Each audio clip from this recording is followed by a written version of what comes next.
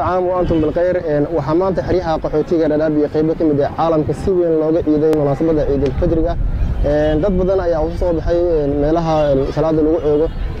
dadka ayaan ujeedada ka dheehanayay farxadda iyo damashada munaasabada ciid al-fidriga qaar ka mid ah shacabka ku nool xerada qaxootiga dhagaxley ayaa dareenkooda warbaahinta u cabiray ayagoo sidoo kale u hambaliyay dhammaan ummadda Soomaaliyeed meel walba ay caalamka ka joogaan bismillaahir rahmaanir rahiim magacayga waa Shincag Madhaga waxaan ku nool xerada qaxootiga dhagaxley waxaa leeyahay muslimiinta ka soo joogan ciid wanaagsan ummadda Soomaaliyeed ciid wanaagsan leeyahay ma ka soo joogan halkan maanta halkan salaana qaas waxa uu diray asxaabtida qaaliga ku kala soo durida dacladeeda ugu horeyso dadka nool xirida qaxootiga dhagaxley ku nool yaa halkan salaana u diraya waxaan ku saabsan salaam assalaamu alaykum warahmatullahi wabarakatuh waxaan leeyahay ciidan waa ciidaha kala duwan tahay ciidan waxaan ku ognahay salaada meelaha fagaaraha isku soo baxa garoomada sida isku soo ugu tukado ma sha Allah ciidan waa ciidaha kala duwan tahay aniga magacayga Xasan Cabdinuur Cabdi ah waxaan meeshan ugu hambalyeynaya dhammaan ummadda islaamka meel walba ay joogaan caalamka waxaan leeyahay ciid mubarak بسم الله الحمد لله والصلاة والسلام على أشرف الأنبياء والمرسلين نبينا محمد وعلى آله وصحبه ومن تبعهم بإحسان إلى يوم الدين وبعد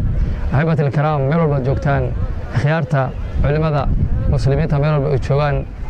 maanta waa maalin farxadeed waa maalin weyn waa maalin Ilaahay subhanahu wa ta'ala uu talagalay shacaarta islaamka la muujiyo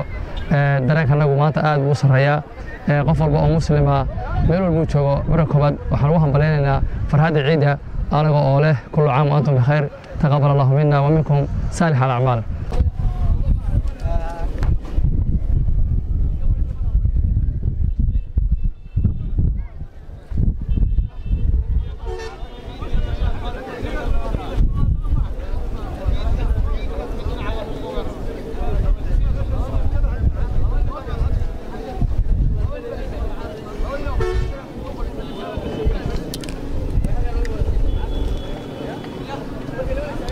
waxaan sheegayaa